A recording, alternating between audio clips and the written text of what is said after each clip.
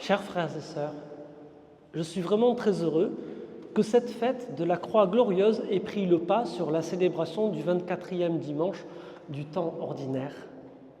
C'est une fête qui me touche beaucoup, très certainement parce que, étant jeune prêtre, et même avant, j'allais régulièrement faire retraite au monastère œcuménique de l'Exaltation de la Croix. C'est l'équivalent orthodoxe de ce qu'on appelle nous la Croix glorieuse. C'est à Chevetognes, en Belgique. Si vous ne connaissez pas, n'hésitez pas à aller chercher sur Internet. Que disons-nous lorsqu'on parle d'exaltation de la croix ou, comme on le dit dans l'univers catholique, de croix glorieuse? Très clairement, nous sommes fortement invités en cette fête à nous libérer de nos visions trop doloristes de la croix de notre Seigneur.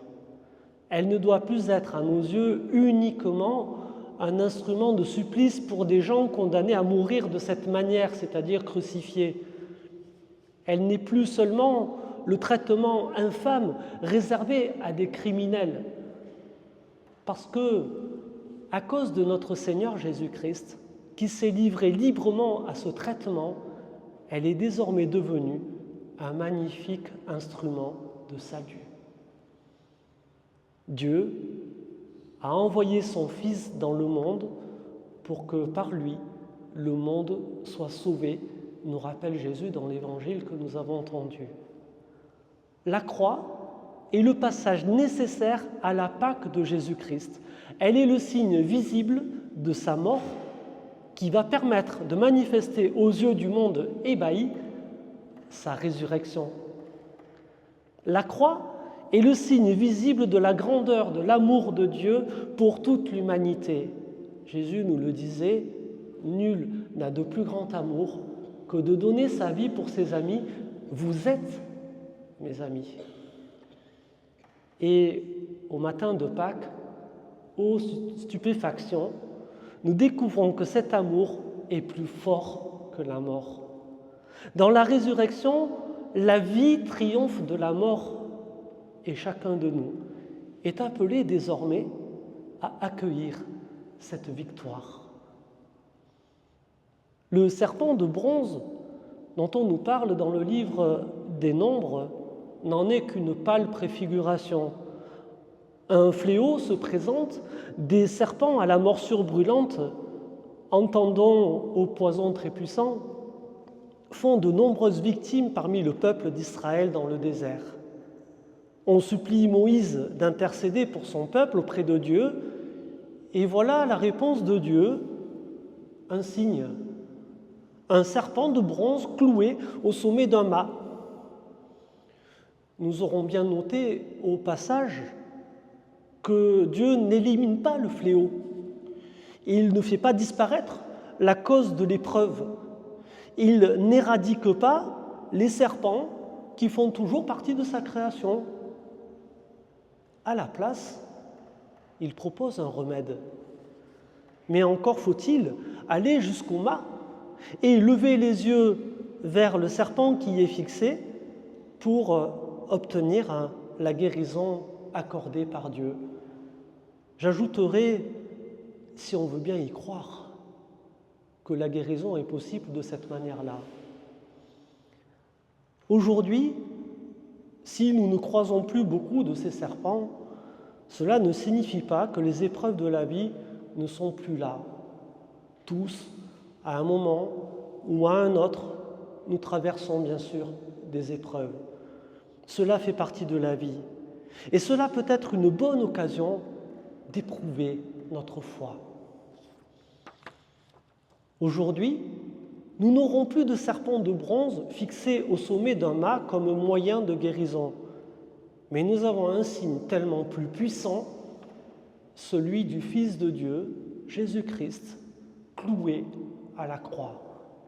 C'est lui qui est élevé désormais pour être le signe de notre salut, le signe de notre consolation, le signe de notre guérison. Pierre l'écrira, c'est par ses souffrances que nous sommes guéris. Ou comme saint Jean le résumera en contemplant la croix de Jésus-Christ, Voyez quel grand amour nous est donné. Alors, en cette fête, plutôt que de continuer à parler, je préfère nous encourager, voire même nous exhorter, chers frères et sœurs, à contempler cette croix de Jésus-Christ et à puiser dans l'immense amour qu'elle manifeste à nos yeux.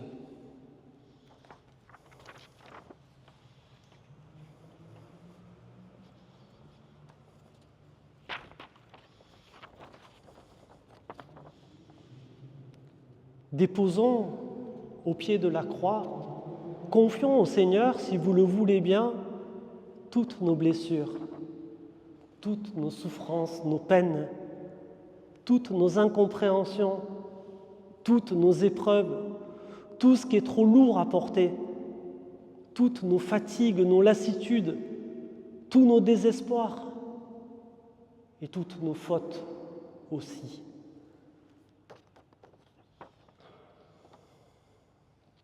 Et accueillons dans ce magnifique instrument de salut qu'est la croix de Jésus-Christ toutes les grâces de paix, de consolation, de guérison, de soulagement, de réconfort, de réconciliation, d'amour plus fort que tout, que le Seigneur va certainement nous accorder. N'en dit-on pas, s'il vous plaît. Car celui qui a porté sa croix, fardeau ô combien plus lourd que les nôtres, se propose maintenant de nous aider à porter nos croix. Il s'y est engagé et, vous le savez, il n'a qu'une parole. Venez à moi, vous tous qui ployez sous le poids du fardeau, et moi, je vous soulagerai.